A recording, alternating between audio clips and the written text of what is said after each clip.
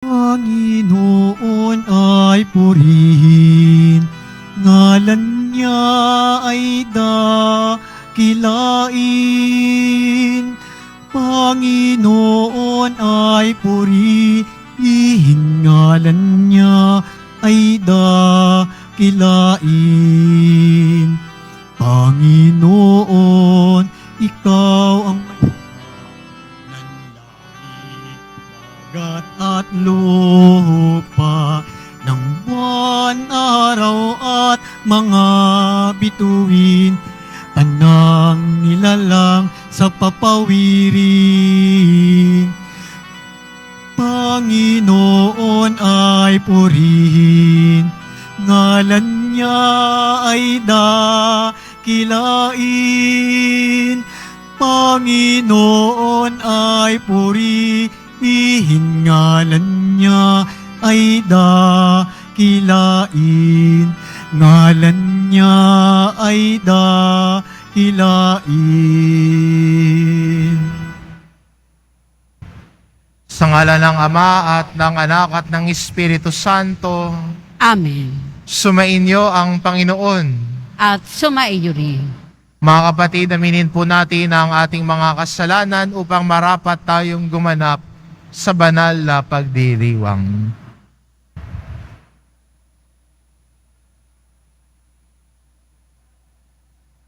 Inaamin ko Sa makapangyarihang Diyos at sa inyo mga kapatid, na lubha ako nagkasala sa isip, sa salita at sa gawa at sa aking pagkukulang.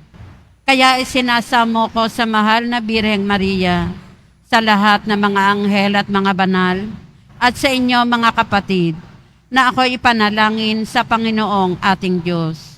kaawaan tayo ng makapangyarihang Diyos, patawarin tayo sa ating mga kasalanan, at patnubayan tayo sa buhay na walang hanggan. Amen.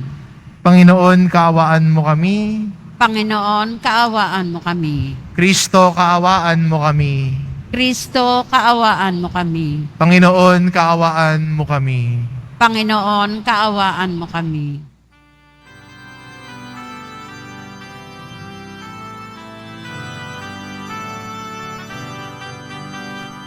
Papuri sa Diyos, papuri sa Diyos, papuri sa Diyos sa kaitaasan,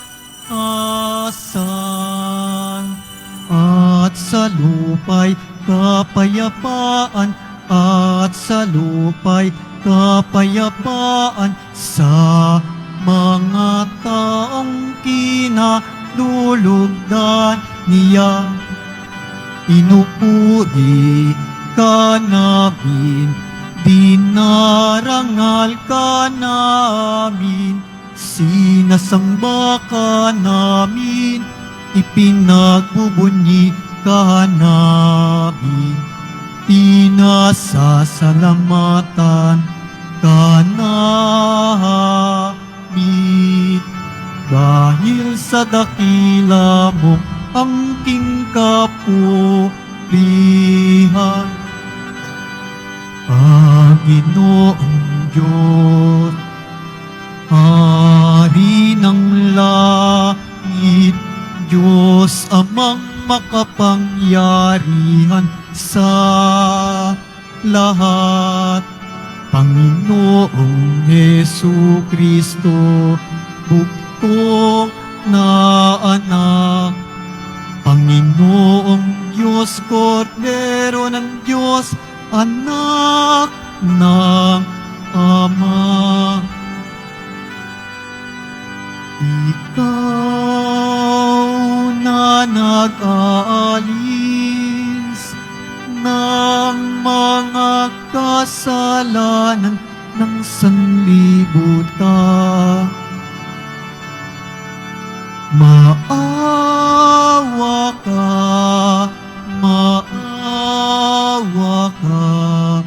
sa amin.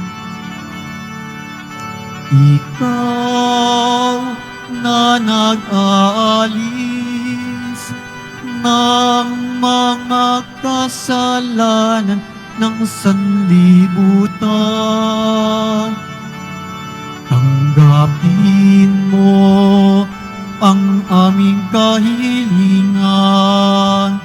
Tanggapin mo ang aming kahilingan. Ikaw na naluluklok sa kanan ng Ama, maawa ka sa amin. Sapagkat ikaw lamang ang banal at ang kataas-taasan. Ikaw lamang, O Jesucristo, ang Panginoon, kasama ng Espiritu Santo sa kadakilaan ng Diyos Ama. Amen. Ng Diyos Ama. Amen. Papuri sa Diyos. Papuri sa Diyos.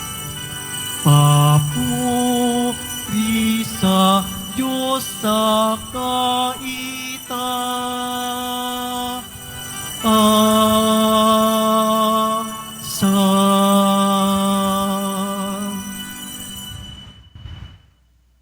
Manalangin tayo.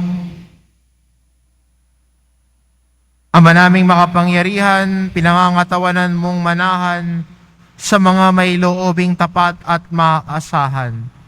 Sa kagandahang loob mo, kami naway makapamuhay bilang mga mapalad na maging iyong tahanan sa pamamagitan ni Hesukristo kasama ng Espiritu Santo magpasawalang hanggan. Amen. Magsiupo muna ang lahat. Pagbasa mula sa aklat ng Levitiko. Sinabi ng Panginoon kina Moises at Aaron, kung ang balat ninuman ay magbago ng kulay, mamaga, o kaya'y magkaroon ng singaw na parang ketong, dadalin siya kay Aaron o sa mga anak niyang saserdote. Ituturing siyang marumi at di ito dapat kaligtaang ipahayag ng saserdote. Ang may ketong ay dapat magsuot ng sirang damit, hindi magsusuklay, tatakpan ang kanyang nguso, at laging sisigaw ng marumi, marumi. Hanggang may sugat, siya ituturing na marumi at sa labas ng kampamento, mamamahay na mag-isa. Ang salita ng Diyos. Salamat sa Diyos. Sa iyong tulong at pagtubos, ako'y binigyan mong lugod. Sa iyong tulong at pagtubos, ako'y binigyan mong lugod. Mapalad ang tao na pinatawad na yaong kasalanan at nalimot na rin ang kanyang mga nagawang pagsalansang. Mapalad ang taong sa harap ng poon ay di naparatangan, dahilan sa siya ay di nagkasala at hindi nanlinlang. Sa iyong tulong at pagtubos, ako'y binigyan mong lugod. Ako ay lumapit sa iyong harapan at salay inamin. Ang aking ginawang mga pagsalansang di ko inilihim. Pinagpasihan kong ang lahat ng ito sa iyo'y idaing at aking natamo ang iyong patawad sa sala kong angkin. Sa iyong tulong at pagtubos, ako'y binigyan mong lugod. Lahat ng matuwid at tapat sa poon, magalak na lubos. dahil sa natamo nilang kabutihang kaloob ng Diyos. Sumigaw sa galak ang lahat ng taong sa Kanya'y sumunod. Sa iyong tulong at pagtubos, ako'y binigyan mong lugod.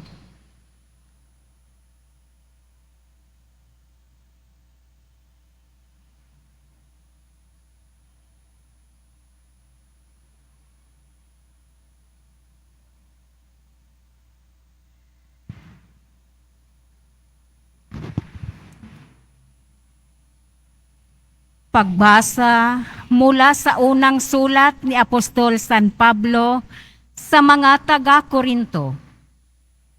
Mga kapatid, kung kayo'y kumakain o umiinom o anuman ang ginagawa ninyo, gawin ninyo ang lahat sa ikararangal ng Diyos. Huwag kayong maging sanhi ng pagkakasala ni numan ng mga Hudyo, ng mga Griego, o mga kaanib sa simbahan ng Diyos. Ang sinisikap ko naway, mabigyang kasiyahan ang lahat ng tao sa bawat ginagawa ko. Hindi ko hinahanap ang sarili kong kapakanan, kundi ang kapakanan ng marami upang maligtas sila. Tularan ninyo ako, gaya ng pagtulad ko kay Kristo. Ang salita ng Diyos. Salamat sa Diyos. Magsitayo po ang lahat.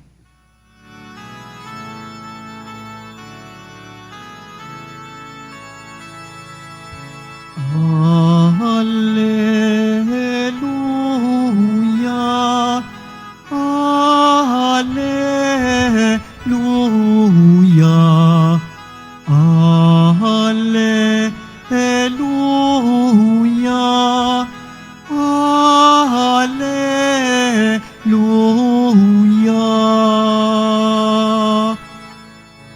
Narito at dumating na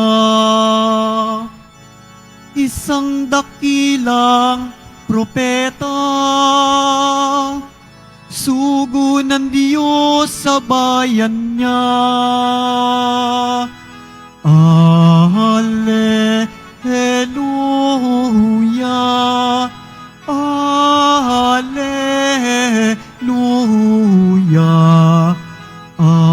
Hallelujah, Hallelujah.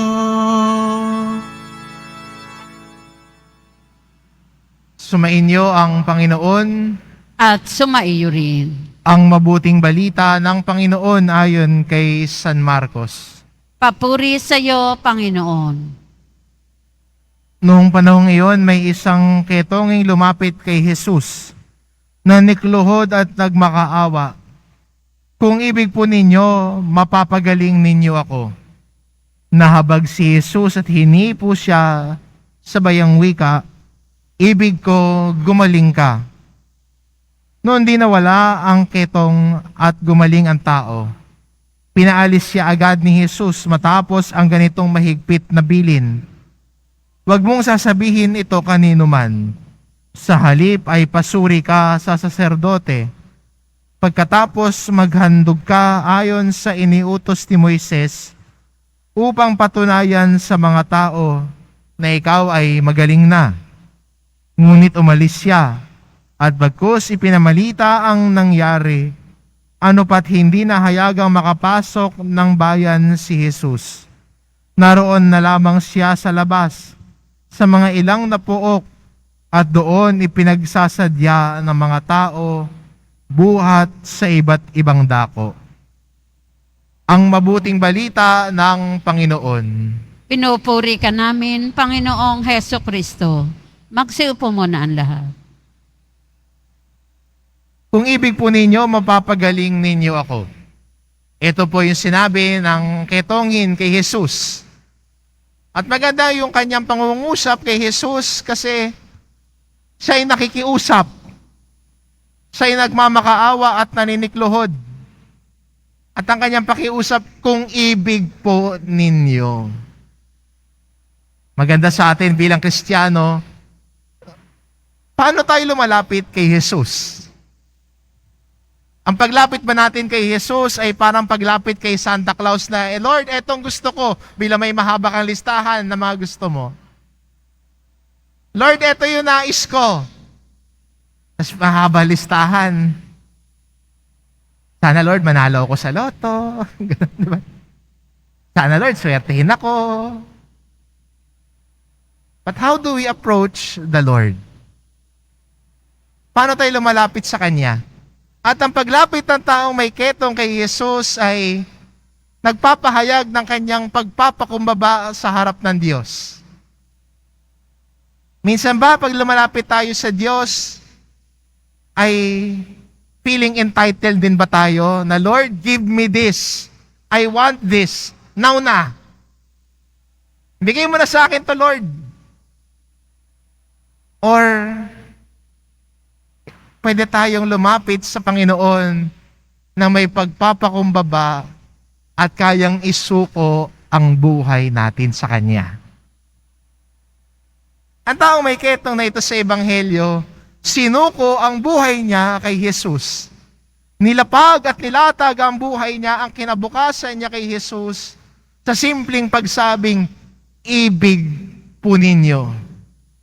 Kung ibig po ninyo, nilalatag niya ang kanyang kinabukasan kay Jesus. Maganda ring imbitasyon sa atin bilang Kristiyano sa ating paglago sa pananampalataya. Makikita mo ang tao kung lumalago siya sa pananampalataya, kung handa niyang ilatag ang buhay niya at ang Diyos ang gumabay sa kanya. Minsan kasi natatakot tayo na ibigay ang lahat sa Diyos. Natakot na tayong ibigay ang sarili natin sa Diyos kasi takot tayong mawalan. Takot tayong maubusan. Pero ang taong ibinibigay ang lahat sa Diyos, kahit kailan hindi naubusan, hindi ba? Ang taong binibigay ang sarili sa Diyos, kahit kailan hindi nawalan. Ang taong binibigay at inalatag ang kanyang kinabukasan sa Diyos, kahit kailan hindi nagkamali sa Diyos. Dahil ang Diyos ang pumapatnubay sa atin. Ang Diyos ang gumagabay sa atin. Ang Diyos ang nagbibigay ng pangangailangan natin. Kailan ba tayo binigo ng Diyos? Di ba? Kailan ba tayo binigo ng Diyos? Minsan ang Diyos sa ating panalangin hindi niya agad sinasagot dahil tinuturuan niya tayong lumago sa pagpapasensya at pagtitiwala sa Kanya na siya ang gabay natin at hindi niya tayo pababayaan. Minsan nga lang, nawawalan tayo ng tiwala sa Diyos. Nawawalan tayo ng kumpiyansa sa Kanya. Kaya anong ginagawa ng mga Kristiyano minsan? Pagkatapos magsimba, saan pupunta? Lalapit ang kumare mo, sasabihin sa'yo, Mare, bili ka ng pampaswerte. Happy Chinese New Year. Bili ka nito, saswertehin ka. Tapos kakasabi mo lang, Lord, binibigay ko sa iyo ang lahat.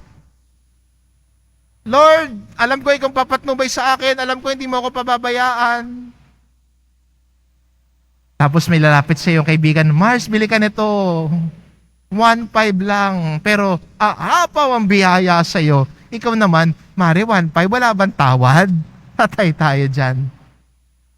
Akala ko ba you trust the Lord? Akala ko ba sasabihin mo, Lord, ikaw ang bahala sa akin. Sa iyo ko binibigay ang buhay ko. Sa iyo ko inilalatag ang aking kinabukasan. Alam kong kakalingain mo ako. Tapos may kaibigan ka magsasabing, Mars, bili kang pampaswerte. Ito, bilhin mo to, bilhin mo to. Ano nangyari sa tiwala sa Diyos? Tiwala sa Diyos pag komportable ang lahat. May tiwala sa Diyos kapag going well ang lahat. Pero kapag sinusubok na tayo ng Panginoon, may mga dumarating tayo mga pagsubok, doon masusubukan kung nagtitiwala ba tayo talaga sa Kanya. Kung akala na sa pakiramdam natin walang-wala na, doon tayo mas lalong kakapit sa Kanya, doon tayo mas lalong gagabayan ng Diyos. Dahil ang Diyos para sa atin, siya ang lahat. Ang taong itong kitongin, kung babalikan natin ang ating unang pagbasa, ito yung taong walang-wala. Bakit? Siya ay inalis sa pamayanan. Lumalayo, hindi pwedeng sumama sa mga tao. At pag siya'y maglalakad, kailangan niya sabihin, marumi, marumi. Isinantabi, walang-wala. Pero sa kabila ng kanyang pagiging wala, at paglapit ng pagpapakumbaba sa Diyos, ang Diyos ang nag-angat sa kanya at nagbigay kagalingan sa buhay niya. Tayo ba bilang Kristiyano pag lumalapit sa Panginoon, kaya din ba nating ilatag ang buhay natin? Pagiging wala sa harapan ng Diyos, hindi nagmamataas, hindi feeling entitled sa harap ng Diyos. The Lord, bigay mo sa akin to. Pag binigay mo sa akin to, mamahalin kita, Lord. Hindi eh. Nauuna ang pagmamahal bago gumawa ng kabutihan ng Diyos. Napansinin niyo yung mga kwento sa Ebanghelyo. Lahat nagsimula sa kwento ng pananampalataya. Kwento ng pagtiwala sa Diyos. At dahil sa tindi ng tiwala nila sa Diyos, gumawa ng maraming mabubuting bagay ang Diyos para sa kanila. Dahil sa tindi ng kanilang pananampalataya, sinagot ng Diyos ang kanilang panalangin. Ang panalangin ng taong may ketong na ito ay kagalingan para sa kanya. Para siya'y makabalik. Maibalik niya ulit ang kanyang buhay na nawala. Makabalik siya sa kanyang pamilya na naglayo sa kanya dahil sa kanyang karamdaman. Dahil sa pagpapakumbaba, he gained everything back. Kaya ang bilin ni Jesus pumunta ka muna sa saserdote. Magpahayag ka na ikay malinis na, sundin mo yung utos ni Moises para makabalik ka na sa dati mong buhay. Makabalik ka na sa pamilya mo. Makabalik ka na sa mga mahal mo sa buhay. Nagsimula ang lahat dahil nanikluhod siya at nagpakumbaba sa harapan ng Diyos. Maganda po sa ating ebanghelyo na may bilin ho si Jesus. Ang bilin ni Jesus sa kanya, huwag mo sasabihin kahit kanino. Pero hindi niya sinunod, di ba? Hindi niya sinunod yung utos ni Jesus sa kanya. Anong ginawa niya? Mas ipinamalita niya sa lahat ang nangyari sa kanya na pagpapagaling. Hindi ko naman masisisi ang lalaking ito at ang itong may ketong. Kasi, hindi ba pag walang-wala ka na at nagkaroon ng katugunan sa panalangin mo, imposibleng hindi mo ikwento sa iba. Imposibleng hindi mo ibahagi sa iba ang kabutihang natanggap mo. Na-promote ka sa trabaho, at matagal mo nang pinagdadasal to, naku, ibo-broadcast mo sa lahat yun. Ipopost mo pa sa Facebook mo, feeling blessed. Unang-una mong sasabihan, nagmamadali ka pa, excited ka pa, tatawagan mo asawa mo o nanay mo. Hindi ba? Dahil kapag tinugunan ng Diyos ang pangangailangan natin, na nagmumula sa tindi ng tiwala natin sa Kanya, imposible na hindi natin ibahagi ang kabutihan ng Diyos sa iba. Kaya magandang imbitasyon din sa atin ito, na yung kabutihan ng Diyos sa buhay natin, huwag nating sarilihin. Ibahagi natin sa iba, ikwento ang kwento ng ating pananampalataya sa lahat ng tao, hindi para sa ating kadangalan, kundi magbigay dangal sa Diyos na nagpapatnubay ng lahat para sa atin. Nang sa gayon, ang iba rin nagnanais na makapakinig o nasa yugto ng buhay na hinahanap nila ang Diyos. Malay mo, yung kwento mo ang magbigay pag-asa sa kanila na muling maglakbay. Pag-asa sa kanila na lumapit sa Diyos na marahil ay pakiramdam nila nagdadalawang isip na sila sa Diyos. Nawawalan ng pag-asa o ng panghihinaan ng pag-asa. Malay mo yung kwento ng pananampalataya mo ang magbigay pag-asa para sa kanila. Huwag ka matakot ibahagi ang kwento ng pananampalataya mo. Huwag ka mahiya na ikwento kung paano ka pinatnubayan at kinalingan ng Diyos, lalo na sa mga panahon na pakiramdam mo'y walang-wala ka na. Ay, ikwento ito, ibahagi ito, hindi para sa sarili mo, kundi para sa Diyos na ang kanyang kabutihan ay mas lalo nating ipahayag, ang kanyang kadakilaan ay mas lalong mangibabaw. Marahil yung iba sa atin nagtungo dito sa Quiapo dahil may kakilala kang sinagot ng Nazareno ang panalangin niya. Sa kabila ng kanyang pagiging wala, pumunta sa Quiapo, nanalangin. Nagdasal siguro yung mga ilang araw, ilang buwan, ilang taon. At natanggap ang kahilingang kanyang hinihingi. Kaya ikaw na-inspire ka din sa kwento niya, kaya nagpunta ka din. Ganon din sana. Huwag kang matakot ibahagi ang kwento ng kabutihan ng Diyos sa iyo. Huwag kang matakot, huwag kang mahiya. Dahil ang kwentong yan ay malay mo'y maging kwento ng pag-asa ng ibang taong pakiramdam nila'y walang-wala na sila. Hayaan mo na yung buhay natin ay maging instrumento ng pagpapahayag ng kabutihan ng Diyos. Lahat ng ito dahil sa lubos nating pagtitiwala, lubos nating pagkapit sa Diyos na siyang pumapatnubay, gumagabay, at nagbibigay ng pangangailangan natin sa araw-araw. Kahit kailan, hindi tayo pababayaan at kakalimutan ng Diyos. Siya ang patnubay natin. Amen. Magsitayo po ang lahat.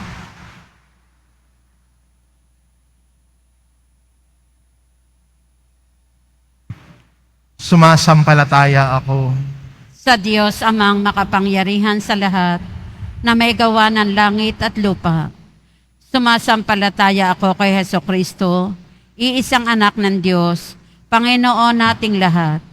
Nagkatawan tao siya lalang ng Espiritu Santo. Ipinanganak ni Santa Mariang Birhen, pinagpakasakit ni Poncio Pilato. Ipinako sa krus, namatay, inilibing. Nanaog sa kinaroroonan ng mga yumao. Nang may ikatlong araw na buhay na maguli, umakyat sa langit, naluluklok sa kanan ng Diyos amang makapangyarihan sa lahat. Doon magmumulang paririto at huhukom sa nangabubuhay at nangamatay na tao. Sumasampalataya naman ako sa Diyos Espiritu Santo, sa banal na simbahang katolika, sa kasamahan ng mga banal, sa kapatawaran ng mga kasalanan, sa pagkabuhay na muli na nangamatay na tao, at sa buhay na walang hanggan. Amen. Minamahal ko mga kapatid, pinagaling ni Jesus ang isang ketongin, kahit na ito'y mga hulugang si Jesus, ang magbistulang ketongin pagkatapos. Sadyang dakila ang pag-ibig ng Diyos sa tao, kaya ating hilingin sa ating Ama, Panginoon, dinggin mo ang aming panalangin. Panginoon, dinggin mo ang aming panalangin. Taglayin nawa ng simbahan at ng mga pinuno nito ang tapang na ibinunsod ng Espiritu Santo nang sa gayoy mapangatawanan ang pangakong maging simbahan ng mga dukha. Manalangin tayo. Panginoon, dinggin mo ang aming panalangin. Huwag nawang matakot ang mga namumuno sa pamahalaan na bumalangkas ng mga programa na maaaring umani ng batikos, subalit tunay namang mapakikinabangan ng mga maralita. Manalangin tayo. Panginoon, dinggin mo ang aming panalangin. Bigyan pag-asa at lunas mo nawa ang mga kapatid naming may sakit at dumaraan sa matinding pagsubok sa buhay. Manalangin tayo. Panginoon, dinggin mo ang aming panalangin. Manindigan nawa ang ating pamayanan sa dangal na nararapat sa bawat tao. Kupkupin nawa natin at ipagtanggol ang karapatan ng mga matatanda, mga may kapansanan at mga bata. Manalangin tayo. Panginoon, dinggin mo ang aming panalangin. Tanggapin nawa ng Panginoon ang lahat ng mga mahal natin sa buhay na pumanaw na. Patuloyin nawa sila sa kanyang kaharian kung saan pinapawi ang paghihirap at kalungkutan. Manalangin tayo. Panginoon, dinggin mo ang aming panalangin. Diyos na aming Ama, ipinamalas ni Jesus kung gaano kakalapit sa amin, lalo na sa mga nagdurusa. Dinggin mo ang aming mga panalangin at ipagkaloob mo sa amin ang galak at kapayapaan habang patuloy naming itinahak ang daan tungo sa iyong kaharian. Hinihiling namin ito sa pamamagitan ni Kristong aming Panginoon. Amen. Magsiupo muna ang lahat.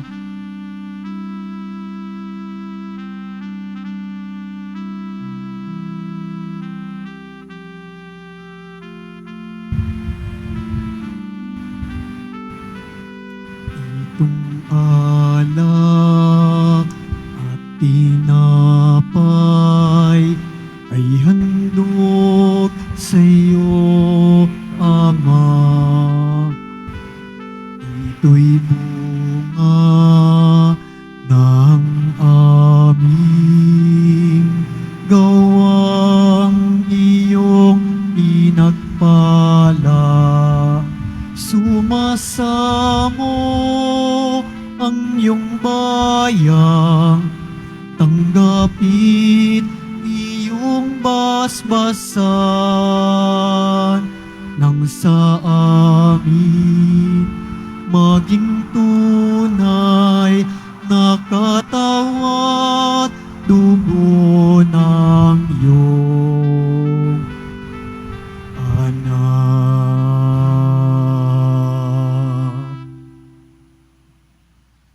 Magsitayo po ang lahat. Manalangin kayo mga kapatid upang ang paghahain natin ay kalugdan ng Diyos amang makapangyarihan. Tanggapin nawa ng Panginoon itong paghahain sa inyong mga kamay, sa kapurihan niya at karangalan, sa ating kapakinabangan at sa buong sambayanan niyang banal. Ama naming lumikha, kami naway dalisayin at panibaguhin ng aming gagampaning paghahain. Kami naway itaguyod ng gagawin naming ito sa pagnanais naming sundin ang loob mo sa pamamagitan ni Hesukristo kasama ng Espiritu Santo magpasawalang hanggan. Amen. Sumainyo ang Panginoon. At sumaiyo rin. Itaas sa Diyos ang inyong puso at diwa. Itinaas na namin sa Panginoon. Pasalamatan natin ang Panginoong ating Diyos. Marapat na siya ay pasalamatan. Ama naming makapangyarihan, tunay ngang marapat na ikaw ay aming pasalamatan sa pamamagitan ni Hesukristo na aming Panginoon. Siya ay naging kapwa naming maaasahan upang may mangunang umako sa pananagutan. Dahil hangad mong magbago ang kinamihas ng pagkakanya-kanya ng sangkatauhan. Bunga ng pagtitiis, siya ay nanaig, at ang kamatayan ay kanyang nalupig. kaya't siya ang aming daan para aming masapit ang iyong tapat at maaasahang pag-ibig.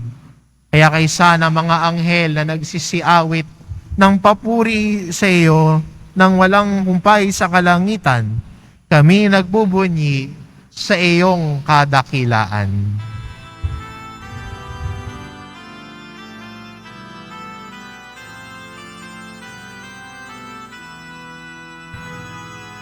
Santo, Santo, Santo, Panginoong Diyos ng mga hukbo.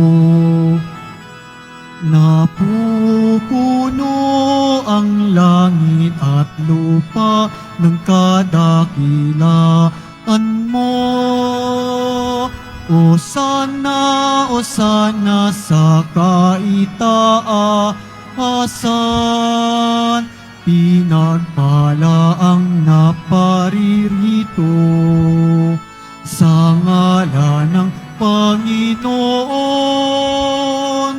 O sana sa kaitaasan.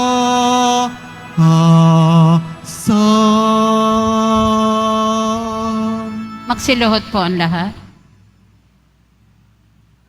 Ama naming banal, ikaw ang bukal ng tanang kabanalan, kaya't sa pamamagitan ng iyong Espiritu, gawin mong banal ang kaloob na ito, upang para sa amin maging katawan at dugo ng aming Panginoong Hesukristo.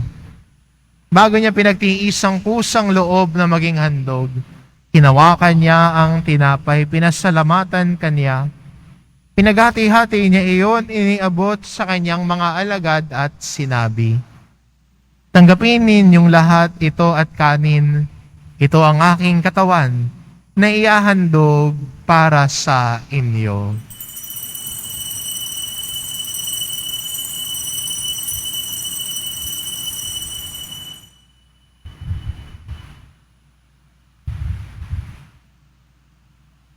Gayun din naman na matapos ang hapunan, hinawakan niya ang kalis. Muli kanyang pinasalamatan. Iniabot niya ang kalis sa kanyang mga alagad at sinabi, "Tanggapin ninyong lahat ito at inumin, ito ang kalis ng aking dugo, ng bago at walang hanggang tipan. Ang aking dugo na ibubuhos para sa inyo at para sa lahat, sa ikapagpapatawad ng mga kasalanan. Gawin ninyo ito sa pag-alala sa akin."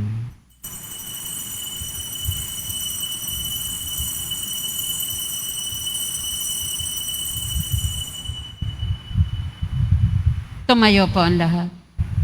Ipagbunyi natin ang misteryo ng pananampalataya. Si Kristo'y namatay, si Kristo'y nabuhay, si Kristo'y babalik sa wakas ng panahon. Ama, ginagawa namin ngayon ang pag-alala sa pagkamatay at muling pagkabuhay ng iyong anak. Kaya't inaalay namin sa iyo ang tinapay na nagbibigay buhay at ang kalis na nagkakaloob ng kaligtasan. Kami nagpapasalamat dahil kami iyong minarapat na tumayo sa harap mo para maglingkod sa iyo. Isinasamo namin kaming magsasalo-salo sa katawan at dugo ni Kristo, kay mabuklod sa pagkakaisa sa pamamagitan ng Espiritu Santo. Ama, lingapin mo ang iyong simbahang laganap sa buong daigdig. Puspusin mo kami sa pag-ibig, kay isa ni Francisco na aming Papa at ni Jose na aming Obispo at ng Tanang Kaparian. Alalahanin mo rin ang mga kapatid naming nahimlay na may pag-asang sila'y muling mabubuhay, gayon din ang lahat ng mga pumanaw. Kaawaan mo sila at patuloyin sa iyong kaliwanagan. Kaawaan mo at pagindapatin kaming lahat na makasalo sa iyong buhay na walang wakas. Kaisa na mahal na Birheng Maria na Ina ng Diyos, ng kabiyak ng puso niyang si San Jose, kaisa ng mga apostol at ng lahat ng mga banal na namuhay dito sa daigdig ng kalugod-lugod sa iyo, maipagdiwang nawa namin ang pagpupuri sa ikararangal mo sa pamamagitan ng iyong anak na aming Panginoong Hesukristo. Sa pamamagitan ni Kristo kasama niya at sa Kanya, Ang lahat ng parangal at papuri ay sa iyo, Diyos amang makapangyarihan, kasama ng Espiritu Santo, magpasawalang hanggan. Amen. Amen. Amen.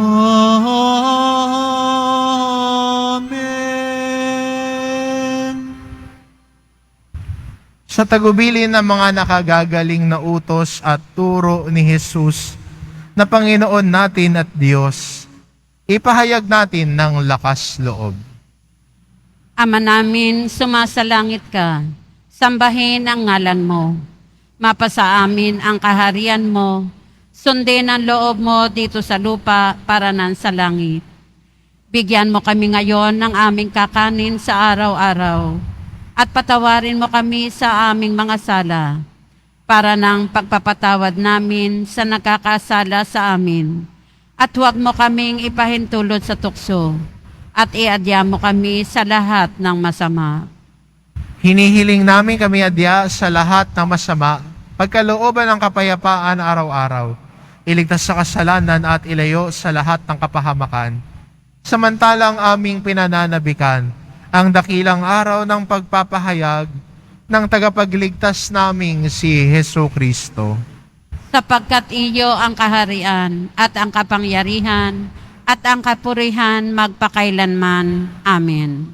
Panginoong Hesukristo, sinabi mo sa iyong mga apostol, kapayapaan ang iniiwan ko sa inyo, ang aking kapayapaan ang ibinibigay ko sa inyo. Tunghayan mo ang aming pananampalataya at huwag ang aming pagkakasala. Pagkalooban mo kami ng kapayapaan at pagkakaisa, ayon sa iyong kalooban, kasama ng Espiritu Santo, magpasawalang hanggan. Amen. Ang kapayapaan ng Panginoon ay laging sumainyo. At sumaiyo rin. Magbigayan kayo ng kapayapaan sa isa't isa.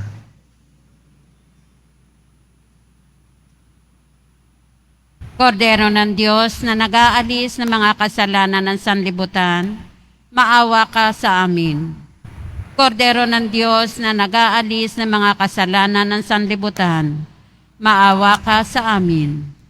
Kordero ng Diyos na nag-aalis ng mga kasalanan ng sanlibutan, ipagkaloob mo sa amin ang kapayapaan.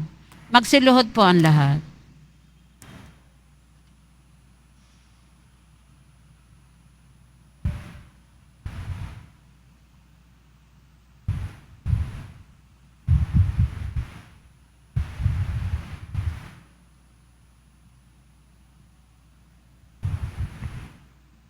Ito ang kordero ng Diyos, ito nag-aalis ng kasalanan ng sanlibutan. Mapalad ang mga inaanyayahan sa kanyang piging. Panginoon, hindi ako karapat-dapat na magpatuloy sa iyo, ngunit sa isang salita mo lamang ay gagaling na ako.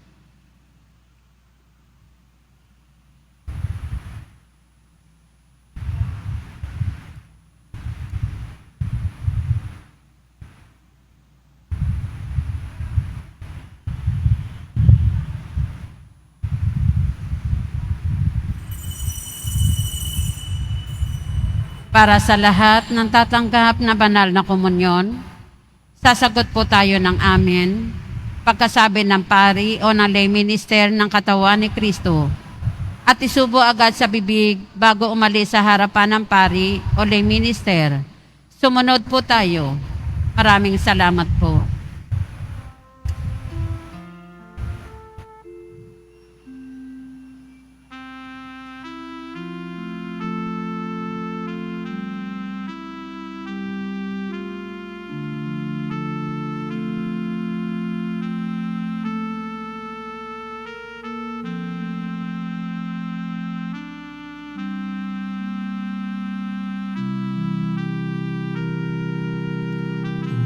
Jesus,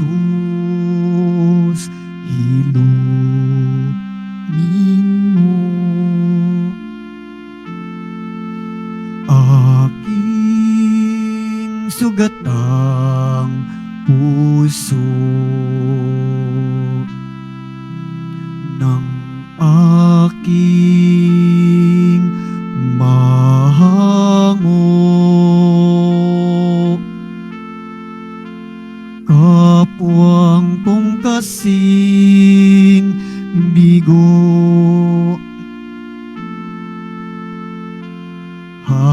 Tipis at pait,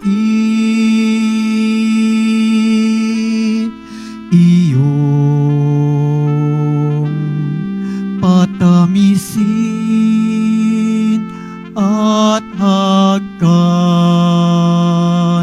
ang sakit ng magningas ang riki. O Jesus, ilumin mo aking sugatang puso ng aking mahango. Kapuwang kong kasing bigo,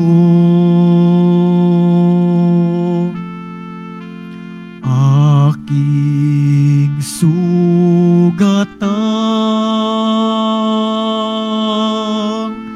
diwa't katawan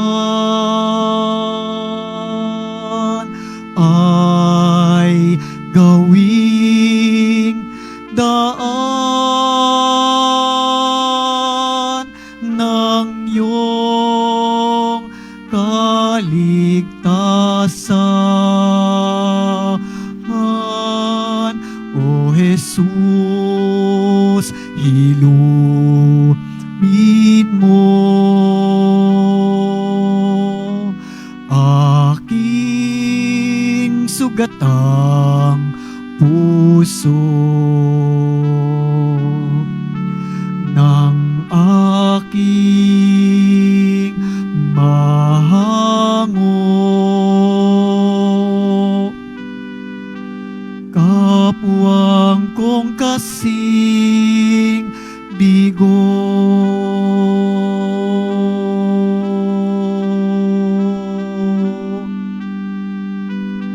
kapwang kong kasing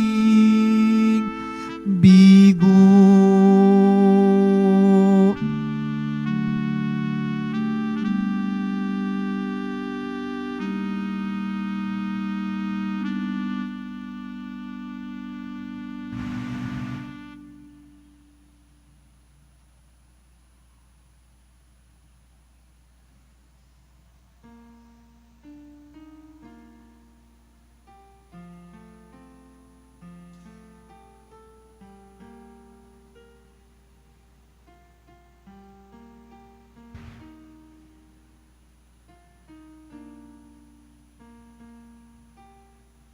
Announcement. Sa darating na Miyerkules, February 14, ay Miyerkules ng Abo, na siyang simula ng panahon ng Kwaresma. Sa hapon ng Martes, February 13, matapos ang misa ng ikalima, ay idaraos po natin ang rito ng pagsusunog ng mga lumang palaspas. Ang abo mula rito ang siyang gagamitin sa Miyerkules ng Abo. Susundin po ang Sunday Mass schedule sa araw na ito at mayroon din pong pagpapakumpisal sa araw na iyon. Ang araw din po ng Miyerkules ng Abo ay mahalagang araw ng pagsasakripisyo, pag-aayuno at paglilimos. Lahat po ng nasa hustong gulang ay may obligasyon na lumiban o bawasan ng pagkain at mag-alay ng pagsasakripisyo sa kani-kanyang pamamaraan. Ang Nazarene Catholic School, ang paaralan po ng Basilica Minore ng Pambansang Dambana, ng mahal na itim ng Poong Nazareno, ay tumatanggap na ng mga mag-aaral mula sa preschool hanggang senior high school, mula sa school year 2024-2025. Sa mga mag-aaral na papasok para sa grade 1 at grade 7, ang paaralan po ay magbibigay ng libreng mga libro sa darating na pasukan para sa taong 2024-2025. Mayroon din pong academic discount sa mga mag-aaral na kabilang sa top 10 na papasok ng grade 1 at grade 7. Mayroon din pong matatanggap na 13,000 ESC subsidy ang mga grade 7 na patuloy na matatanggap hanggang sa sila ay makarating ng grade 10. Bukod pa po dito, ang lahat ng mga mag-aaral na papasok bilang grade 11 mula sa public school ay maaari pong mag-enroll sa Nazarene Catholic School ng libre at wala nang babayaran hanggang sa siya ay matapos ng senior high school. Ang Nazarene Catholic School po ay matatagpuan sa R. Hidalgo Street, Quiapo, Manila. Malapit po sa dating MLQU University at Holy Face Convent. Ito po ay bukas mula alas 8 ng umaga hanggang alas 4 ng hapon. Para sa karagdagang impormasyon, maaari kayong mag-message sa The Nazarene Catholic Schools Facebook page. Para sa iba pang tulong pang-edukasyong pinansyal, diskwento at mga scholarship na maaaring matanggap mula sa paaralan o sa ating simbahan, maaari ninyong tawagan ang mga sumusunod na numero: 8733-9929, 8244-5609, 0966-211-2152. Maraming salamat po. Inihahandog po ng simbahan ng Quiapo ang Nazarene Medallion. Ito po ay nakakahalaga ng 20 pesos. Mabibili pa rin po ang ating opisyal na imahe ng Jesus Nazareno. Ang large size ay nagkakahalaga ng 2,500 pesos. Ang medium size ay 1,000 pesos. At ang small size ay 600 pesos. Ang mga ito po ay mabibili lamang sa ating Paris Finance Office. Ang malilikom po na pondo ay gagamitin sa pagsasaayos ng ating Adoration Chapel at Baptistry. Ang oras ng Finance Office ay ang mga sumusunod. Kapag Lunes hanggang Huwebes at Sabado, 8 a.m. to 5 p.m. Kapag Biyernes at Linggo, 7 a.m. to 6:45 p.m. Pagkatapos ng misa, wiwisikan po ang lahat ng banal na tubig. Pinakikiusapan ng lahat na manatili lamang muna sa inyong mga lugar. Tanging sa Quezon Boulevard o Plaza San Juan lamang ang labasan ng lahat. Sumunod po tayo. Maraming salamat po sa inyong pagdalaw at pagsisimba sa Basilica Minor at Pambansang Dambana ni Jesus Nazareno. Tumayo po ang lahat. Manalangin tayo. Ama naming mapagmahal, kaming pinapagsalo mo sa banal na pakikinabang, ay gawin mong laging manabik na pagsaluhan ang kaloob mong ito sa aming ikabubuhay sa pamamagitan ni Hesukristo kasama ng Espiritu Santo magpasawalang hanggan. Amen. Panalangin para sa mga may sakit o mapagkalingang Birhen ng Lourdes, kami mga dumaranas na mga karamdaman ay dumudulog sa iyo sapagkat ikaw ang taga-aliw ng mga nagdadalamhati at kalusugan ng mga may sakit. Lubos kaming nagtitiwala sa iyo dahil sa maraming himalang pagpapagaling na ginawa mo sa Lourdes at sa buong mundo.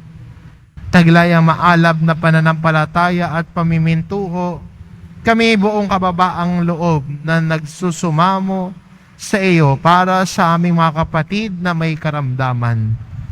Yamang tunay na marami ang gumaling dahil sa pamimintuho sa iyo. Mangyaring gumawa ka ng isa pa at iligtas mong itong mahal namin sa buhay. Ilayo mo sila sa panganib at ibangon sa banig ng karamdaman upang sila'y makabalik sa paglilingkod sa iyong anak na nabubuhay at nagahari magpakailanman. Amen. Mahal na Birhen ng Lourdes, Ipanalangin mo kami. nag-aaliw ng mga nagdadalamhati, Ipanalangin mo kami. kalusugan ng mga may sakit. Ipanalangin mo kami. Sumainyo ang Panginoon. At sumaiyo rin. Mahal na pong Hesus Nazareno, inihayag mo sa pamamagitan ng krus ang walang maliw na pag-ibig ng Diyos sa sangkatauhan. Pakinggan mo ang kahilingan ng iyong angkan na nagsusumamo sa iyo. Makamtanawa nila ang iyong katugunan at tanggapin ang kasagutan ng may utang na loob na tinatanaw. Basbasan din po ninyo ang mga may daladalang nilang imahin at dasalan sa pamamagitan ng bendisyon na ito, naway maalala nila ang mga pangako nila noon sa binyag, na ikaw ang kanilang iibigin at paglilingkuran bilang Panginoon magpasawalang hanggan. Amen. At pagpalain kayo ng ating mapagmahal na Diyos, ang Ama at ang Anak at ng Espiritu Santo. Amen. Umayo kayo, taglay ang kapayapaan ng poong Hesus Nazareno. Salamat sa Diyos.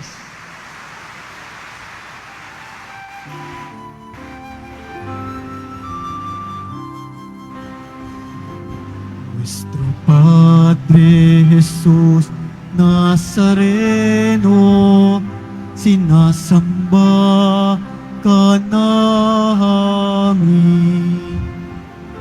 Pinipinto ka namin, aral mo ang aming buhay at kaligtasan.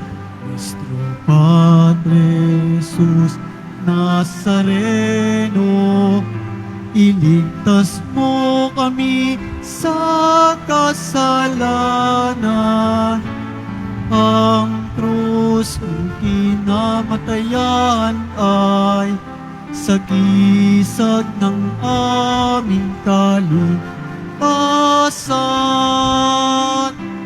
Nuestro Padre Jesus Nazareno, dinarangal ka namin.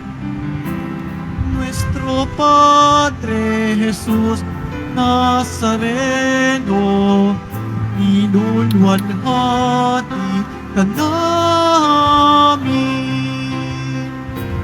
Nuestro Padre Jesus Nazareno, dinarangal ka namin.